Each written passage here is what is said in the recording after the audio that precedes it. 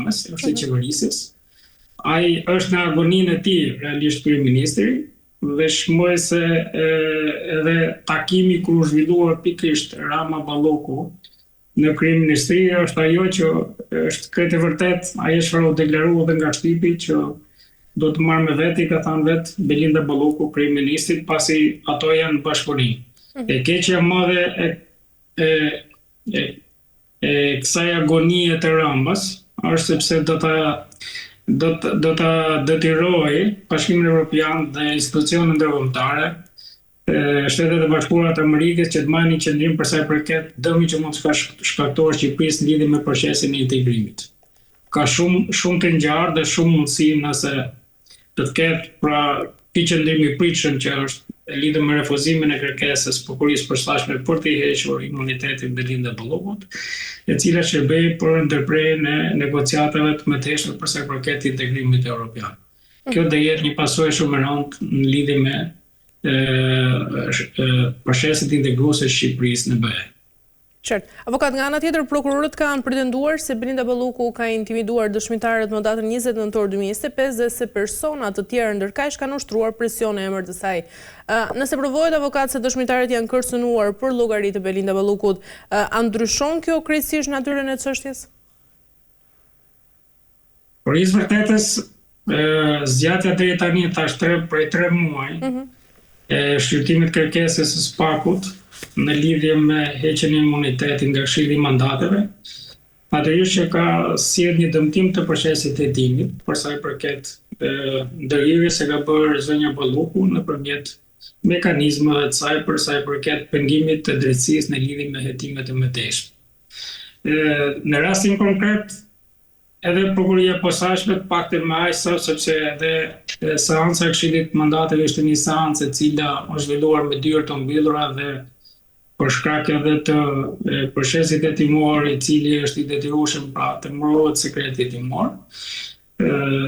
Deklarimet kanë qenë të rezervuara dhe informacioni ka qenë i rezervuar, por gjithsesi drejtosi i SPAK-ut mbajti një qendrim zyrtar i cili tha që paktën në 9 raste, pra 9 herë akuzohet Belinda Balloku për të njëjtën vepër penale. Bëhet fjalë për atë shkelit barazisë në tedra, të paktën 9 herë, që do rrezikon deri në 35 vjet e bukur sipas ligjit që parashikohet, kodit dispozitave të kodit penal. Për sa i përket vëmendjes që ka natyrisht edhe eksperjenca tani dhe prokuria e posaçme ka eksperiencë në fushën e hetimeve, duke ju sjellë vëmendje edhe rastin Veliaj, nëse ju kujtohet. Të njëjtën mënyrë ndikoi edhe Veliaj pas arrestimit, rezulton që ndërmarrin veprime konkrete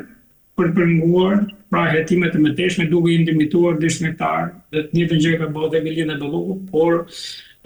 mendoj Griselda se këto veprime sikurse e deklaroi edhe kreu i SPAK-ut janë të evidentuara dhe kanë renduar pozitën procedurale të zonjës Balloku në raport me hetimin që po krihet, pasi unë jam shumë i sigurt që në rastin konkret është përdorur teknika e hetimit, do të ketë përgjime dhe me sa kuptova unë bëhe fjalë për transkripte, për verbaleve të hetimit nëpërmjet hetimit proaktiv, siç e quajmë në gjuhën juridike, pra bëhet fjalë nëpërmjet përgjimeve, nëpërmjet vëzhgimeve dhe është monitoruar pra gjitha lëvizjet e zonjës Balloku në lidhje me intimidimin e dëshmitarëve dhe pengimin e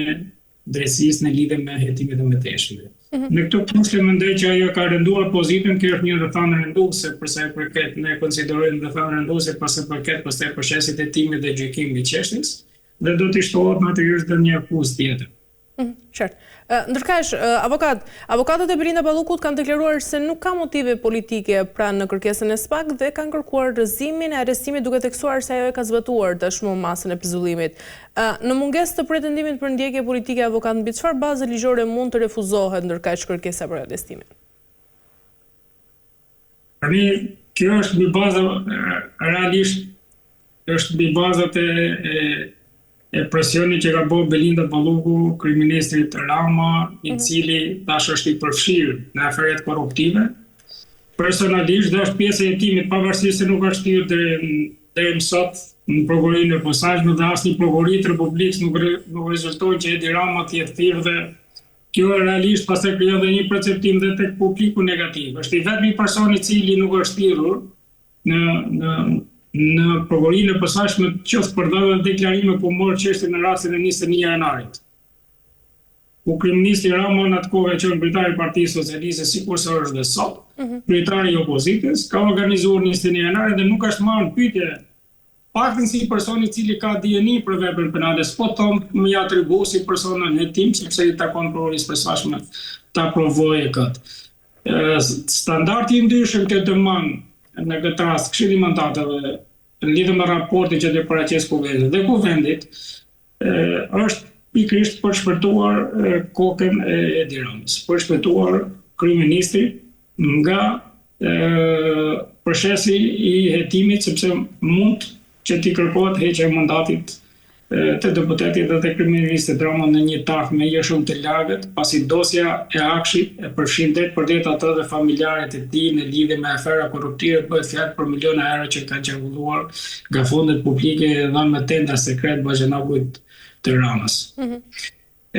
Për sa i përket këtij standardi të ndryshëm, duke u referuar në 73 kushtetutës e kam sqaruar edhe herës tjetër, për sa i përket kërkesës për heqje imuniteti, kjo në fakt është bërë për si një garanci politike për opozitën, kur është formuluar si dispozitë kushtetuese, dhe jo për mazhorancën. Në kushtet kur nuk ka pretendime pra që zonja Balluku i është kërkuar heqja e imunitetit për arsye politike, mazhoranca nuk ka asnjë arsye kushtetuese ligjore që mos ia heq mandatin. Por kjo lidhet lidhet gjithmonë me faktin që kryeministri është i përfshirë personalisht dhe që i përfshirë në afere korruptive, natyrisht janë të dy persona, njëri i deklaruar i Pandeut tashmë me atributet sepse ku merren cilësinë e Pandeut do thotë që prokuroria ka provat mjaftueshme që atribon kryen e veprave penale të caktuara, por dhe kryeministri Rama po shon vendin drejt po shon vendin me qëndrimin dhe sjelljen e tij realisht, po shon vendin drejt modelit ose rastit të Maqedonisë së Veriut. Kur ishte kryeministri Gruevski. Pa do ta toleroj që njerëzit, populli në rastin konkret, t'ju shkojnë në ditën kryeministria apo t'ju shkojnë në parlament, siç ndodhi me irritimin që pat Republika e Maqedonisë së Veriut, e cila u përfshi në një kryengritje deri në kuvendin e Maqedonisë dhe më pas u detyruan pastaj të bëhej një zgjidhje politike nëpërmjet ndërhyrjes të faktorit ndërkombëtar. Avokat, nga ana tjetër, pritet që hetimet të zgjerojnë përgjegjësinë këtu për zyrtarë të tjerë që kanë firmosur apo menaxhuar pra këto procedura sa i përket Tunelit Llogaras dhe hetimit për 7 lotet e Unazës së Madhe? Patjetër që janë përfshirë gjitha komisionet, drejtorat e ARSH-së, gjithë drejtuesit që kanë marrë pjesë në procedurët e tenderimit. Natyrisht edhe vetë kryeministri Rama minimalisht ka një vepër penale që quhet shpërdorim detyre. Po ti shohësh Kriseda po të futesh pra tek faqja zyrtare të vletoreve zyrtare, rezulton që në QBZ po të futesh në sistem, rezulton që gjitha vendimet e Këshillit të Ministrave ka vite që i firmos zëvendës kryetari. Ka vite që i firmos Belinda Balluku. Ndërkohë që ligji i parashikon që firmos ligjet pra që mërton ose vendimet e Këshillit të Ministrave, që më falë se thash ligjet, por VKM që ka miratuar Këshilli i Ministrave i firmos kryetari i Këshillit të Ministrave. Vetëm në raste të jashtëzakonshme ose në raste ku kryeministri nuk është në mbledhjet e qeverisë, ai mund të autorizojë zëvendës kryeministrit për të firmosur aktet që nxjerr Këshilli i Ministrave. Ndërkohë që minimalisht tash është kjo. Lere që ti përfshirë bashkë me familjarët e vetë në tendra dhe në dosjen e Akshit nuk i shpëton asnjëri atas dhe familjarët e vetë duke përfshirë me pashorë me Bajanakun e tjerë. Avokat, a ekziston rrezik për prishje provash dhe për ndikimin e hetim sigurisht nëse Belinda Balluku do të mbetet e lirë dhe a mjafton masa e pezullimit nga detyra për të garantuar këtu integritetin e hetimit në këtë fazë? natyrisht nuk mjafton vetëm pezullimi nga detyra, sepse duke qenë e lirë, ajo aktualisht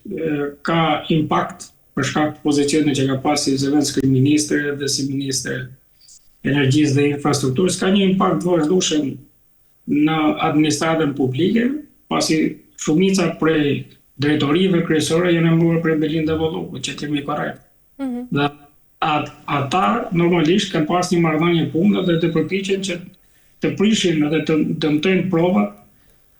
për sa i përket hetimit të saj. Por gjithsesi unë mendoj se SPAK-u ka prova të mjaftueshme që Belinda Volluku nuk i shpëton drejtësisë. Si me imunitet, si pa imunitet, ne do jemi këtu, përsëri të njohemi përsëri, të jeni sigurt që ajo të dënohet. Për sa i përket veprime, është më e pandehu, nuk është më persona në tim, duhet të kuptojmë dhe status juridik që ka.